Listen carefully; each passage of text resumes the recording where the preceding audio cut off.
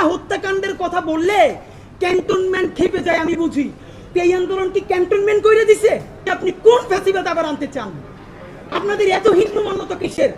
Supply হীনমন্যতা, পিলখানা হীনমন্যতা। তাহলে তাদের রক্তের বিনিময়ে যে সরকারে আছেন সেখানে থাকতে আপনাদের লজ্জা হয় না? এই ঘোষণাপত্রের মধ্যে বলা হয়েছে সামরিক বাহিনী জনতার পক্ষে অংশ নিয়েছে, আপনারা আবারও তাদেরকে পক্ষে রাখার কথা বললেন।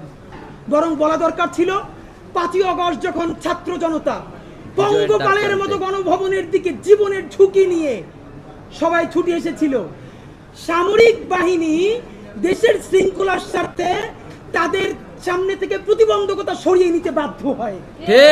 সামরিক বাহিনী নিজের অক্ষুণ্ণতা বজায় রাখার জন্য দেশপ্রেমিক জনতার সাথে মিলে যেতে বাধ্য হয়েছিল। নইলে এত একজন তার আগে নিলে এত যান কিভাবে যায়? অথচ আপনি থেকে স্টেক বানিয়ে দিলেন। তাহলে পিলখানার কথা বললে আর্মি খেপে যাবে, আপনি কি এই জন্য পিলখানার কথা বললেন না? শাপলার কথা বললে কেউ কেউ কোনো বুদ্ধিজীবী এখন এই অভ্যুত্থানকে রাইট উইং অভ্যুত্থান বলে। কিরে ভাই, এই উপদেষ্টাদের মধ্যে একমাত্র ধর্ম উপদেষ্টা ছাড়া আর কে রাইট উইং এর? এখানে জাসদের আছে, কে নাই আমাকে বলেন। তাহলে কি রেজওয়ানা হাসান আপা, শারমিনা মুর্শিদ ওনাদেরকে এখন বোরকা পরাইয়ে দিয়ে রাইট উইং বানাই ফেলতে হবে? তাহলে তো উচিত তাদেরকে বোরকা সাপ্লাই দেওয়া। এই জন্য রাইট উইং বানাইতে পারতেছে, অথচ এরকম ইনক্লুসিভ গভর্নমেন্ট কবে হয়েছিল? তা আপনাদেরকে বলতে চাই যে এই শাপলার এই যে যাত্রাবাড়ি থেকে শুরু করে আলেমরা সারা দেশে, আপনারা মিডিয়ার ভাইয়ের একটা ভিডিও কালকে দেখেছেন, আমরা এর আগে কেউ দেখি নাই।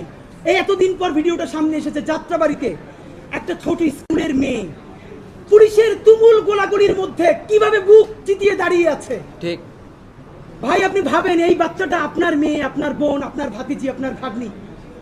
আমরা এখনো ডিটেক্ট করতে পারিনি এই বাচ্চাটা বেঁচে আছে কিনা। পরে আমরা নিউজে দেখলাম এরকমই একটা বাচ্চার মতো দেহ পুলিশের গাড়ির মধ্যে নিথর হয়ে পড়ে আছে। এই বাচ্চাটা কিনা জানি না।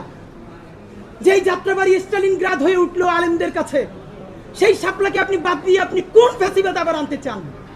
আপনাদের এত হীনমন্যতা কিসের?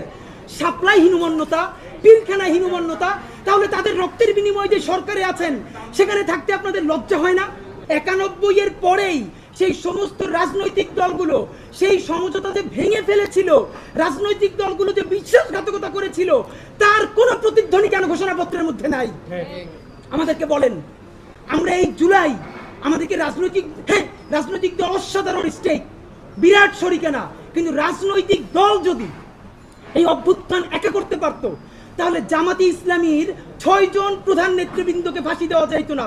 ওই সময় তারা ফালাই দিতে পারতো হাসিনাকে, বেগম জিয়াকে জেলে যাওয়া লাগতো না, হাত বাঁকা হয়ে ফেলা লাগতো না, তখনই বিএনপি ফালাই দিতে পারতো। এর মানে সকল রাজনৈতিক দল এবং রাজনৈতিক শক্তি সবাই মিলেই তো এটা করেছে। আমরা এখানে দেখলাম কি, যেইখানে রাজনৈতিক দলের ইনভলভমেন্ট আছে, কোথায় 1975-এর 7ই নভেম্বর, 1990 সেই জিনিসগুলোকে এখানে অ্যাড্রেস করা হলো। কিন্তু যেই ঐতিহাসিক পর্বগুলোতে রাজনৈতিক দলের সংশ্লিষ্টতা নাই, অরাজনৈতিক মানুষেরা সব থেকে বড় রাজনৈতিক কাজ করেছে, তারা একটাকেও অ্যাড্রেস করা হয় নাই। প্রমাণ, পিলখানা হত্যাকাণ্ড হলো এমন হত্যাকাণ্ড যেটা স্বাধীন বাংলাদেশের মধ্যে বসে, তার বুকের উপরে বসে দেশপ্রেমিক সেনাবাহিনীকে ভারতীয় আধিপত্যবাদ সমস্ত শক্তি ব্যবহার করে আমাদের ভাইদেরকে, বোনদেরকে তাদের চোখের সামনে মুহুর্মুহু হত্যা করে তাদের লাশগুলো ভাসিয়ে দিয়েছে। ঠিক, আমরা চারপাশে তাকিয়ে রয়েছি।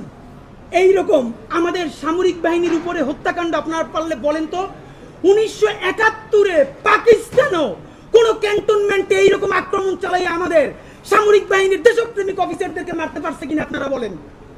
পাকিস্তান আমাদের আর্মিকে যেরকম এইরকম মারতে পারে নাই, ভারত এবং আওয়ামী লীগ মিলে পিলখানায় আমার 57 জন সেনা অফিসারকে জঘন্যতম ভাবে হত্যা করলো, তার স্বীকৃতি এখানে নাই। বলা হয় নাই যে পিলখানা হত্যাকাণ্ডের মধ্য দিয়ে হাসিনা ভারতকে এইখানে চূড়ান্ত ভাবে অনুপ্রবেশ ঘটিয়েছে।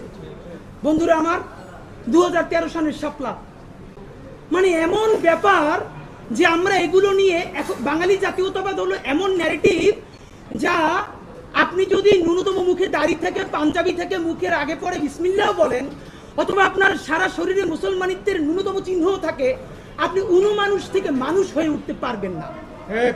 এবং আজ এই জুলাইয়ের পরেও সেই মানুষগুলোকে মানুষ থেকে মানুষ হয়ে ওঠার নাগরিক ন্যূনতম মর্যাদার স্পেস দেওয়া হয় নাই। যেই শাপলা গণহত্যায় সারা ঢাকার মধ্যে রাতের আধারে প্রকাশ্য দিবালোকে গুলি চালিয়ে অগণিত মানুষকে হত্যা করা হলো, এবং যেটার মধ্য দিয়ে ফজরের মধ্যে রক্ত ধুয়ে হাসিনা প্রথম শক্তি পেল যে যে কোনো গণহত্যা চালিয়ে ফজরের আগে রক্ত ধুয়ে আবার দেশ চালানো যায়। সেই গণহত্যার কোনো স্বীকৃতি নাই।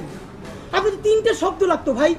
আপনি যেখানে বললেন 1975-এর 7ই নভেম্বর, আপনি বললেন 90-এর অভ্যুত্থান, আপনি বলেন যে পিলখানা হত্যাকাণ্ড, শাপলা গণহত্যা।